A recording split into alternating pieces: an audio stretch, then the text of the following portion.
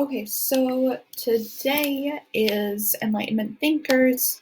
So first of all, we're doing something a little bit different with not the exit slip, the graphic organizer. So there'll be more information there when I get it all situated and ready to go. But the graphic organizer is just a complete incomplete worksheet. It's right here, and it's just going along with the notes. So just you don't have to write verbatim, word for word, but about each of the Enlightenment thinkers, and then there'll be an exit slip to go along with it. So this is just for you to get points as we go along and to be able to take notes kind of easier in this organizer. So let me present and we'll get started with the Enlightenment thinkers that influenced the United States and the principles that we've been founded on. So there's theories of government, and there's quite a few. We're just going to look at 4, but it really stems out of the Enlightenment era with Europe. They realized that the monarchy and how it was run wasn't ideal. They started thinking about democracy and how that would work. So 4 major influencers on the Enlightenment, or the founding principles of our government in the Enlightenment thinkers era, was Thomas Hobbes, John Locke, Charles Montesquieu, and I believe it's Jean-Jacques Rousseau. I believe his middle name is Jack. So Thomas Hobbes, first of all, he was in favor of monarchy. He thought that was a good way to go about, but he contributed the idea of the state of nature, and we really drew off of it. So what the state of nature is everyone is born equal, and we all have to do what is necessary to survive. Obviously, equality in our founding fathers' minds were white people, men, but this is what they brought about. Hobbes figured that without government, people would be in constant fear of danger and death. So we go back to the limitations and the tragedy of commons, where if there's no limitations put in place, it's going to be chaos. So think of like the movie The Purge, if you've seen it. Like, that's just what it would be all the time. There you go. Word for word. I haven't even reviewed it, so apparently I know what I'm talking about, or I know what I thought. So what his solution was, create a supreme power, a supreme being that was going to make them or force them have peace and keep the peace. So he thought the king would be that peacemaker, obviously, and the democracy would be the government. Next, we have John Locke.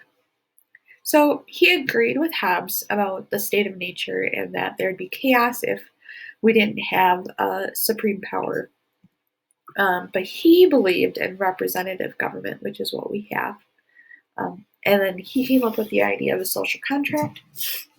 This is the definition: our people are naturally given rights of life, liberty, and property. But with these rights, you have to give up some power to authority. So it's going to be that give and take. So I'm going to be giving the government power.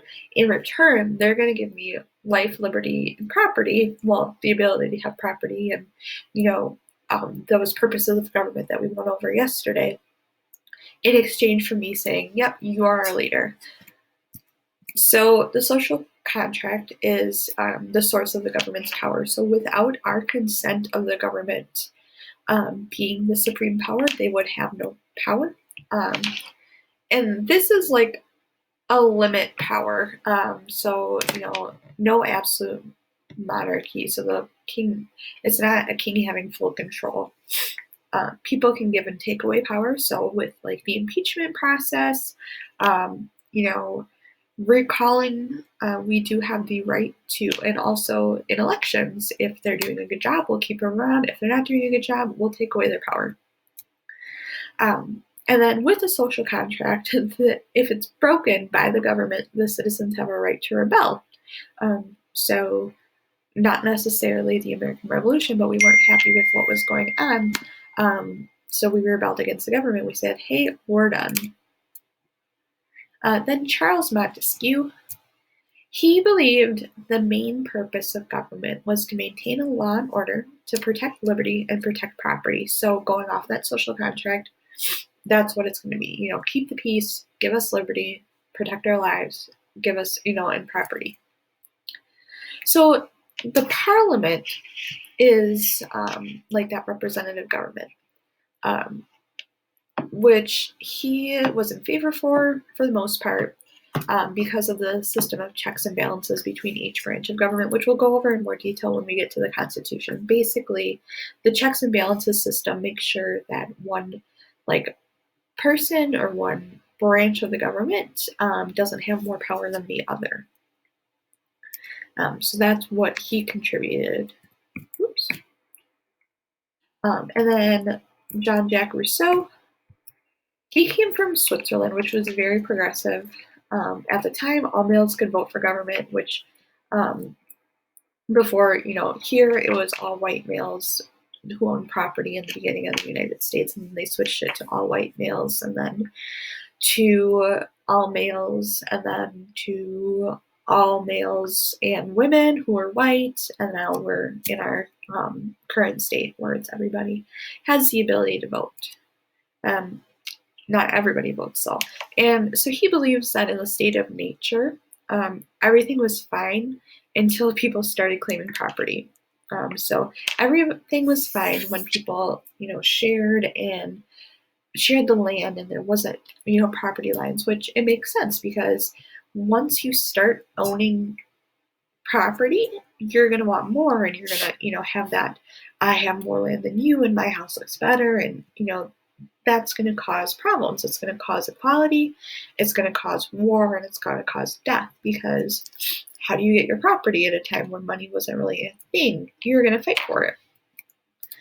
He also didn't believe in the separation of powers, because he believed that, the authority belongs with the people. So he believed in what was called direct democracy.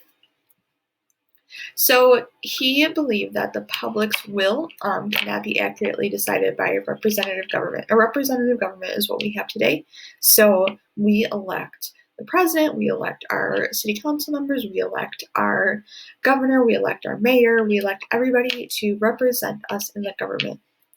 And he said that, the public's will isn't going to be accurately decided, which is true, because if you think about how close the presidential race was recently, 50 million people voted for Trump. Well, 50 million people aren't going to have an accurate depiction of what they want. Now, the other half, yes, and even the people who voted for Biden and Biden won, they might not have the same views as Biden, so they might have just voted for him because he was Democrat, where they would have preferred Bernie Sanders, or they would have preferred Elizabeth Warren or whoever. So they might not even have their will and thoughts and ideas accurately represented, even with the person that they voted for. So he believed in a direct democracy. And a direct democracy is everybody votes to express the will of the people and votes on laws. So this can be done on a small scale. It can be done with, a 20-person classroom. Maybe we'll come up with the laws of the class, or, a small town. But think about trying to get however many, 100 million people that voted for the president or the presidential election. How could we get 100 million people's voices to be heard? And you're not going to be able to get stuff done. So that's, direct democracy can work on small scales, but really on a larger scale, that's the need for representative democracy or representative government, which, has its flaws as well. So your exit slip is of the four philosophers, Hobbes, Locke, Montesquieu, and Rousseau. Between two of them, whose views differed the most? So, take Hobbes and Montesquieu, or Rousseau and Locke, whatever you want to do. And then why did they differ, or why do you see them as opposite ends of the spectrum? And then what theory or philosopher, so Locke and social contract, Rousseau and direct democracy, state of nature and Hobbes, which one do you believe is best? and why, or which one maybe stood out to you most, and why. And that is it for our discussion for